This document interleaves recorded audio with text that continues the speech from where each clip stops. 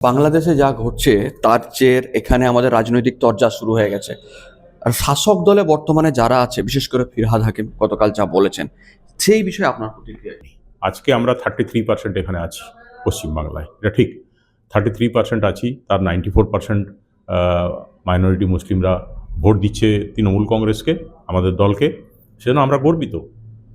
কেন বাড়িয়ে এটা হতে চাইছেন? আমার মনে হয় যে এটা ঠিক নয়। আজকে যে পশ্চিমবাংলার যে মুসলমানদের অবস্থা, মুসলমানদের না, গরিব মানুষেরই অবস্থা, তার মধ্যে বিশেষ করে আমি যেহেতু আজকে মুসলমানদের নিয়ে কথা হচ্ছে, তাই আমি সব মানুষ নিয়ে, আদিবাসী, শিডিউল কাস্ট এদের নিয়ে কথা বলবো না। আমি শুধু মুসলমানদের নিয়ে যদি কথা বলি, তো আমি দেখেছি যে একটা বাড়িতে যদি আমি পুলিশের কাজ করেছি, আমি একটা লোককে ধরে নিয়ে আসি, ধরে নিয়ে আসার পর দেখছি যে যখন ধরে গাড়িতে তুলছি, তার ভিতর থেকে 5 জোড়া চোখ আমার দিকে তাকিয়ে আছে। তার স্ত্রী তো আছেই, তার যে 5টা বাচ্চা, তাদের যে মুখে, তাদের যে ভয়, তাদের চোখে যে ভয়, তাদের মধ্যে যে হতাশা, সেগুলো আমি দেখেছি। তো মানুষ তো কোয়ালিটি মানুষ তৈরি করতে হবে, কোয়ান্টিটি দরকার নেই। যদি 5টার জায়গায় একটা বাচ্চা হয়, যদি 2টো বাচ্চা হয়, তাকে ভালোভাবে মানুষ করুন, মানুষের মতো মানুষ করুন। আমি বলছি না যে হকার হওয়াটা খারাপ, হকার কিছু থাকবেই, কিছু মেশান হওয়া, রাজমিস্ত্রি হওয়া খারাপ। আমি বলছি না যে ঠেলাওয়ালা, সবজিওয়ালা এরা হবে না, থাকবে, সমাজে থাকবে। আমি লিখেছি এগুলো, সব সমাজে থাকবে, কিন্তু সবাই কেন মুসলিম কমিউনিটির মধ্যেই কেন হতে যাবে? কেন মুসলিমদের মধ্যে ইকুয়ালি যে আমাদের যে আজকে সুদিন আসুক, ভালো দিন আসুক, বা তারা পড়াশোনা করে কেন এস্টাবলিশ হবে না? কেন তারা সুষম খাদ্য পাবে না? কেন তাদের স্বাস্থ্যের দিকটা আমরা দেখতে পারবো না? তাহলে এতগুলো যদি বাচ্চা হয়, তাহলে না তার শিক্ষা হচ্ছে ভালো করে, না সে ব্যালেন্স ডায়েট পাচ্ছে, না সে ভালো করে এডুকেশন হচ্ছে, কি হচ্ছে না, একটা নিজেকে বাচ্চা বয়স থেকেই অবাঞ্ছিত মনে করছে। তার দেখবেন গ্রোথ অ্যান্ড ডেভেলপমেন্ট হয় না। একটা মুসলিমদের এভারেজ হেলথ পশ্চিমবাংলায় ভালো নয়। মুসলিমদের এভারেজ হেলথ কিন্তু পশ্চিমবাংলায় ভালো নয়। আপনি দেখবেন, তারপর হচ্ছে ছোটোবেলা থেকে তাদের মধ্যে পুষ্টি নেই, তাদের চিকিৎসা নেই। একটা পেটগুলো দেখবেন যে মনে হবে যে এটা সারের বস্তা, বাচ্চা বাচ্চা ছেলে, বুকের পাঁজর দেখা যাচ্ছে কিন্তু পেটটা তার বড় হয়ে আছে। কেন? মনে হচ্ছে যে এটা একটা সারের বস্তা। তারপর তার অপুষ্টিতে ভুগছে, পেটের মধ্যে রোগ রয়েছে, হয় জিআরডি আছে, কেঁচো আছে, কী কী আছে জানি না। কিন্তু এই অবস্থা থেকে মুসলমানদের, শুধু আমরা মুসলমানরা কী করি না, পরকালের জন্য ভাবি। আরে পরকাল তো রয়েছেই, যখন যাবো তখন পরকালে বোঝানো যাবে। কিন্তু ইহকালে যতদিন বেঁচে থাকবো, যে একটা আমরা দিন নিয়ে ভাবছি, কিন্তু দুনিয়া নিয়ে যদি ভাবি, তাহলে খুব সাংঘাতিক অবস্থায় রয়েছে মুসলমানরা আজকে। সারাক্ষণ সকাল থেকে রাত্রি পর্যন্ত দেখবেন যে তারা এই মুসলমানদের কী করে নামাজ পড়লে ভালো হবে, কী করে জান্নাত পাওয়া যাবে, কী করে তার রোজা রাখলে তার পদ্ধতি কী, তার এর পদ্ধতি কী, তার উজু করার পদ্ধতি কী, নানান রকম জিনিস নিয়ে তারা ডিসকাস করে। কিন্তু পৃথিবী যে এগিয়ে চলেছে সেই দিকে তার ডিসকাশন নেই। যেন আমি এসেছি একটা মুসাফিরের মতো, কয়েকদিন থাকবো তারপর চলে যাবো। এটাই হচ্ছে মুসলমানদের বেসিক প্রিন্সিপাল। এখানটাতেই গন্ডগোল রয়েছে।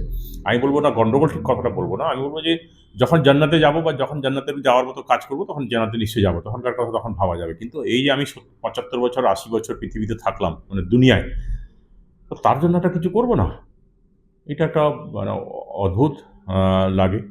তো সেটাই আমি বলেছি যে মুসলমানদের কোয়ান্টিটি দরকার নেই, কোয়ালিটিটা ঠিক করুন। যে মুসলমানরা অলরেডি জন্ম নিয়েছে, যারা আমাদের পশ্চিমবাংলায় বাস করছে, যারা আমাদের ভারতবর্ষে বাস করছে, তাদের সার্বিকভাবে মান উন্নয়ন করুন। তাদের শিক্ষার মান, স্বাস্থ্যের মান, তাদের বাসস্থান। আমি দেখেছি প্লাস্টিকের উপরে বাচ্চাগুলো শুয়ে আছে, একটা ত্রিপলের উপরে, মানে সুতির কাপড় পর্যন্ত নেই। জানেন সেগুলো কত হেলথ হ্যাজার্ডাস? একটা প্লাস্টিকের উপরে শুয়ে থাকা, সারের বস্তার উপরে শুয়ে থাকা। আর মারামারি করে, গন্ডগোল করে, যত সব কিছু করে দেখবেন মুসলমানরাই করে বেশিরভাগটাই।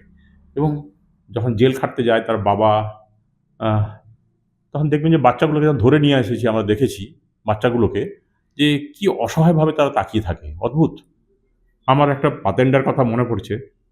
বহু বছর আগে যখন আমি কাঁদিতে এসডিপিও ছিলাম, একটা জায়গায় সোর্স ছিল পুলিশের। এই ছেলেটার নাম নুকু নুকু বলতো ছেলেটাকে। এখন তার ভালো নামটা এই মুহূর্তে মনে পড়ছে না, নুকু নামটাই পরিচিত আমার কাছে।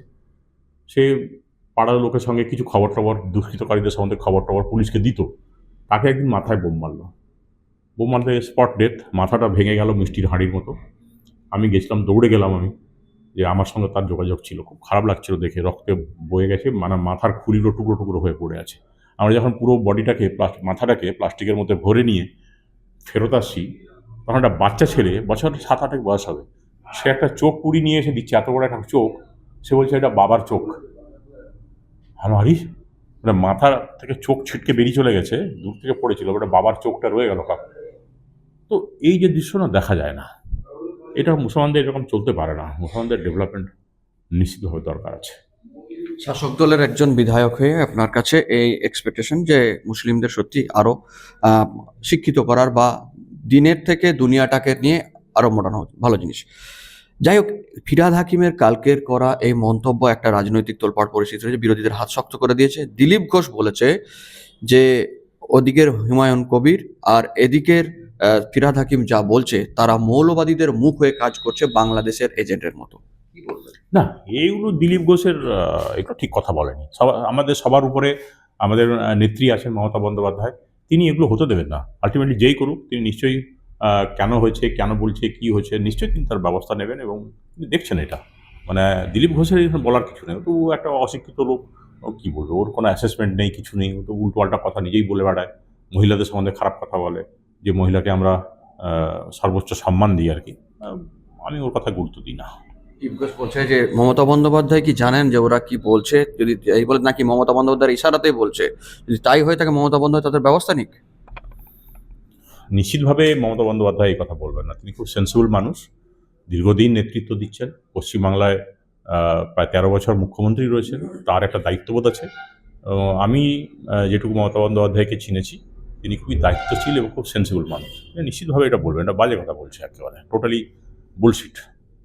এখন একটা কম্পিটিশন শুরু হয়েছে, ভাই আমি বড় হিন্দু, ও বলছে আমি বড় হিন্দুদের শুভাকাঙ্ক্ষী। দুটো রাজনৈতিক দল, শাসক দল বিজেপির মধ্যে কম্পিটিশন শুরু হয়ে গেছে। অনেকেই বলে, মানে বিজেপি বলার চেষ্টা করছে আমরা হিন্দুর পক্ষে, হিন্দুদের কল্যাণ করার চেষ্টা করছি, অন্যদিকে শাসক দলের মধ্যে থেকেও যেন একটা হিন্দুত্বর একটা বাতাবরণ তৈরি হয়েছে। এটা যেটা বলা হচ্ছে গত দুদিন ধরে, যে মমতা বন্দ্যোপাধ্যায় যেটা দীঘাতে যে মন্দির উদ্বোধন করলেন একজন ভালো ইস্কনের পুরোহিতকে নিয়ে গিয়ে একটা ভালো ইমেজ তৈরি করেছিলেন, সেটাকে ফিরহাদ হাকিমের মন্তব্য পুরো ঘেঁটে দিল। এটা কি সত্যি বলে মনে হয়?